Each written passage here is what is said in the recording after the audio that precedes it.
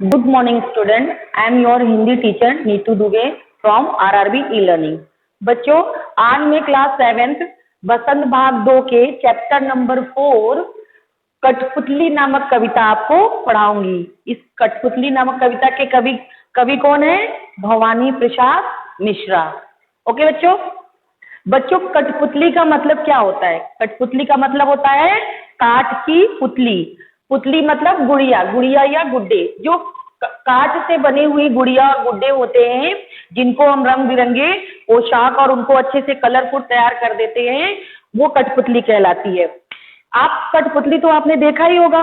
कठपुतली को इंग्लिश में क्या कहते हैं? पपेट। बच्चों, ये पपेट शो जो है ज्यादातर कहाँ पे देखे जाते हैं? राजस्थान के गाँवों में ये पपेट शो होते हैं। शादी और ब्याह में इनके पपेट शो के डांसेस होते हैं। ओके बच्चों, पपेट जो होता है वो धागे से पीछे की साइड में इसके सारे अंग, इसके जितने भी बॉडी पार्ट्स होते हैं, हाथ पैर, ये सब किसी धागों से पीछे की साइड में बंधे होते हैं।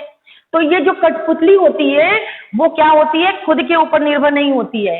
इसका जो भी एक्टिविटी होती है, यानी इसकी जो भी कार्य क्रिया होती है, वो किसी दूसरे के ऊपर निर्भर होता है। अब इस कविता में भवानी प्रसाद मिश्रा जी ने कठपुतली की इसी व्यथा के बारे में चर्चा किया है, कठपुतली के इसी भाव को व्यक्त किया है। ठीक है बच्चों, अब हम बता देते हैं कि इस कविता के क्या भाव भवानी प्रसाद मिश्रा जी ने व्यक्त किए हैं। ये कठपुतली जो है पीछे अपने धागों से बंधी होने के कारण बहुत गुस्से में रहती है। मतलब ये भवानी प्रसाद मिश्रा जी क्या बताना चाहते हैं कि कठपुतली खुद को स्वतंत्र करना चाहती है, खुद को स्वतंत्र होना चाहती है इन धागों से। इसीलिए कठपुतली को बहुत क्रोध आता है और वो अपने आप से कहती है कि मैं क्यों इन धागों से बंधी हुई हूँ, मुझे इन धागों से मुक्ति चाहिए ताकि मैं अपने पैरों पे रह सकूं। उसकी बात को सुनकर और भी कठपुतलियां, बहुत सारी कठपुतलियां जो हैं उसके विद्रोह में शामिल हो जाती हैं। फिर इस कठपुतली को अपनी गलती का एहसास होता है और वो कहती है कि मेरे मन में ये कौन सी इच्छा जागृत हो गई। आइए बच्चों, मैं आपको इस कविता को पढ़ के समझाती हूँ। कठपुतली गुस्से से उबली, बोली ये धागे क्यों है मेरे पीछे आगे। ओके बच्चों, इन्हें तोड़ दो। कठपुतली क्या कह रही है कि इन धागों को तोड़ दो, मुझे मेरे पांव पर छोड़ दो। सुनकर बोली और से यहाँ मतलब है और भी कठपुतलियां। सुनकर बोली और कठपुतलियां कि हाँ बहुत दिन हुए हमें अपने मन के छंद हुए। बाकी कठपुतलियां सुनकर क्या बोलती कि हाँ हमें भी अपने पैरों पे छोड़ दो और हमें बहुत दिन हुए अपने मन के छंद हुए। छंद हुए से यहाँ मतलब बच्चा अपने मन की इच्छा से कार्य किए हुए का हुआ। आगे पढ़ते हैं। आगे मगर उसके बाद क्या होता है? पहली कठपुतली, मैंने जैसा बताया था ना आपको कि पहली कठपुतली को बाद में पछतावा होता है कि मैंने ये कौन सी इच्छा जागृत कर दी। मगर पहली कठपुतली सोचने लगी ये कैसी इच्छा मेरे मन में जागी। बच्चों, अब ये पूरी कविता हमने आपको पढ़ के सुनाई। अब हम एक एक लाइन को आपको पूरा इसके भावार्थ समझाते हैं। सुनिए।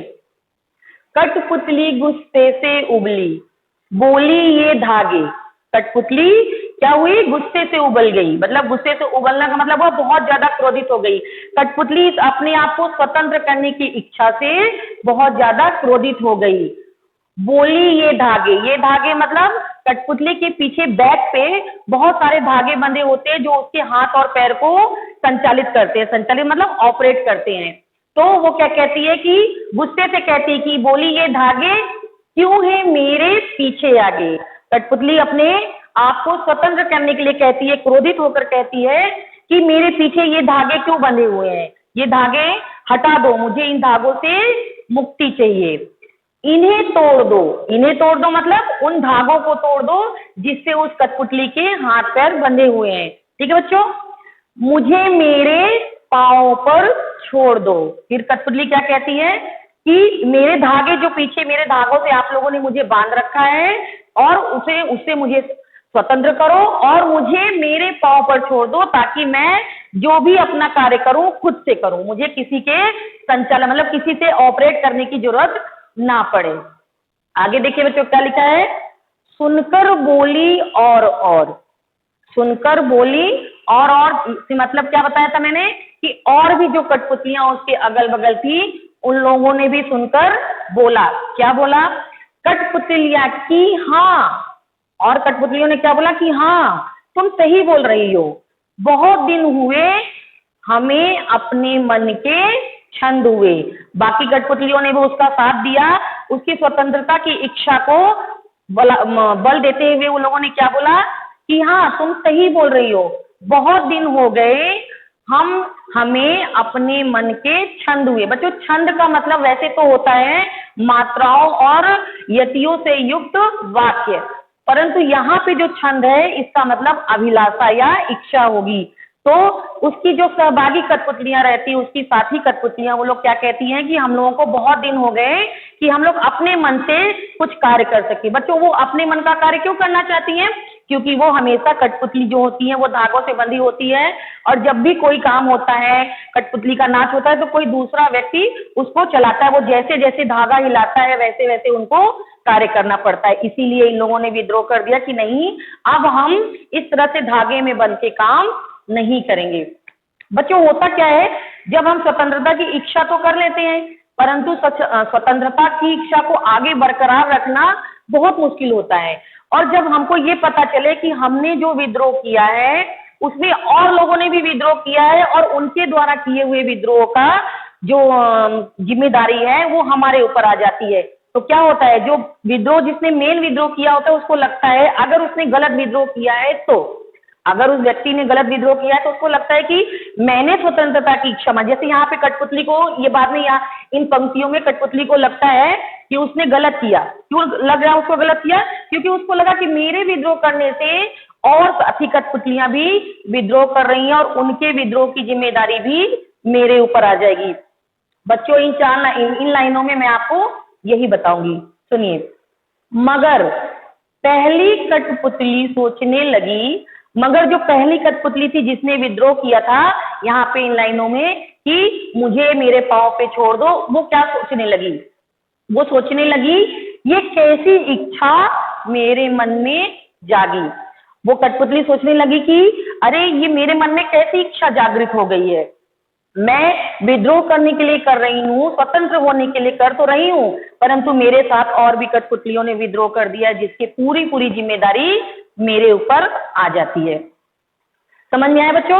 अब देखिए बच्चों, इसमें क्या है कि एक कठपुतली है, कठपुतली अपने आप को धागों से मुक्त करने के लिए स्वतंत्रता की इच्छा से, क्योंकि वो पराधीन है, पराधीन का मतलब होता है किसी दूसरे के अधीन होना। कठपुतलियां को कोई और ऑपरेट करता है इसलिए तो वो पराधीन हुई, परंतु उस कठपुतली को इच्छा होती है कि मैं अपने पैरों पे रहूंगी, मुझे अपने सारे काम खुद करने हैं। तो वो गुस्से से उबल जाती है, बहुत क्रोधित हो जाती है और उसके बाद क्रोधित होकर बोलती है कि मुझे इन धागों से मुक्त कर दो, इन धागों को तोड़ दो, मुझे मेरे मन के अपने हिसाब से चलने दो, मन के हिसाब से।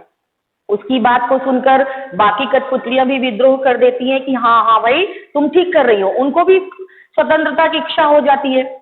फिर बाकी कठपुतलियां भी विद्रोह कर देती है, जो इन पंक्तियों में हमने बताया आपको।